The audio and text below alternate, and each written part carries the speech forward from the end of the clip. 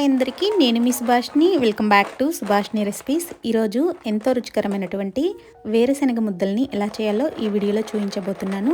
So first time చేస్తున్నా సరే ఈజీగా చేసుకోవచ్చండి. వీడియో అనేది ఎక్కడ స్కిప్ చేయకుండా చూడండి.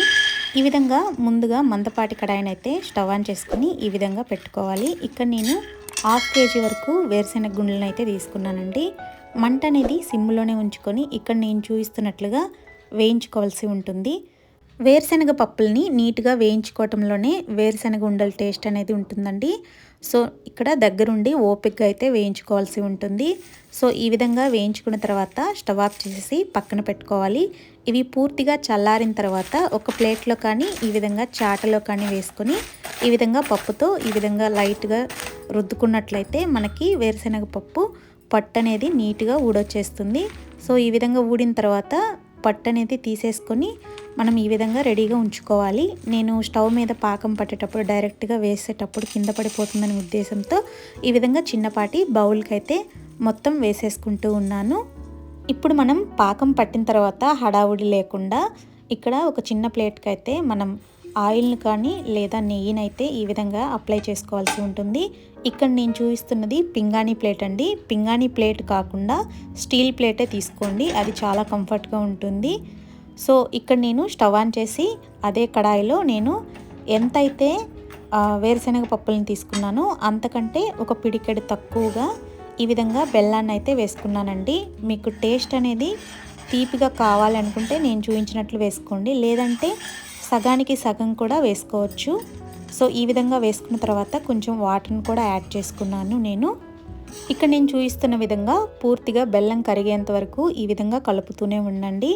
ఈ విధంగా బబుల్స్ లాగా అయితే పొంగొచ్చేస్తూ ఉంటుంది. సో దగ్గరుండి కలుపుతూ మనం పాకాన్ని అయితే టెస్ట్ చేసుకోవాల్సి ఉంటుంది. చూసారు కదా, ఈ విధంగా నురగ వస్తున్నప్పటి నుంచే కొంచెం కొంచెంగా ఒక చిన్నపాటి బౌల్లో కొంచెం వాటర్ వేసుకొని కొంచెం కొంచెంగా చెక్ చేసుకుంటూ ఉండండి. ఫస్ట్ టైం చేస్తున్నట్లయితే అదే కొంచెం 2-3 సార్లు చేశారంటే మీకు అర్థమైపోతుంది పాకం అనేది ఏ స్టేజ్లో తీసుకోవాలి అని. సో అందుకోసం మీకు అర్థమయ్యేందుకు ఈ విధంగా అయితే చూపిస్తూ ఉన్నాను.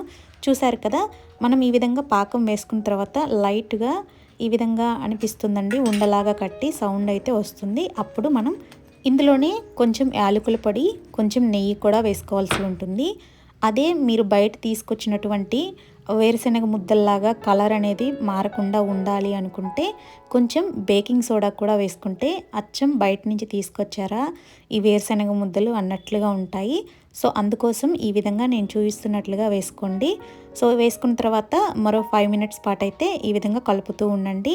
మనకి పూర్తిగా పాకంలో మిక్స్ అయిపోతుంది బేకింగ్ సోడా అనేది. ఇందులోనే మనం ముందుగా రెడీ చేసుకున్నటువంటి వేరుశనగ పప్పులను కూడా వేసుకుంటే అంతే అండి. ఈ విధంగా కలుపుకుంటూ ఒక 2 minutes పాటు అయితే కలుపుతూ ఉండండి. పూర్తిగా ఈ విధంగా అయితే కలిసిపోతుంది. సో పూర్తిగా ఈ విధంగా కలుపుకున్న తర్వాత స్టవ్ ఆఫ్ చేసేసుకొని మనం ముందుగా రెడీ చేసి పెట్టుకున్నటువంటి ప్లేట్లు అయితే వేసేసుకోండి. ముందుగా చెప్పుకున్నట్లే ఈ విధంగా అయితే ప్లేట్ని అయితే తీసుకోవద్దండి. ఫస్ట్ టైం ఈ ప్లేట్లో వేశాను నేను, కొంచెం రావడానికి టైం టేకెన్ ఎక్కువ తీసుకుంది. సో మళ్ళీ నేను వేడి చేసి లైట్గా తీసుకోవాల్సి వచ్చింది. సో మీరైతే ఆ విధంగా చేయొద్దు.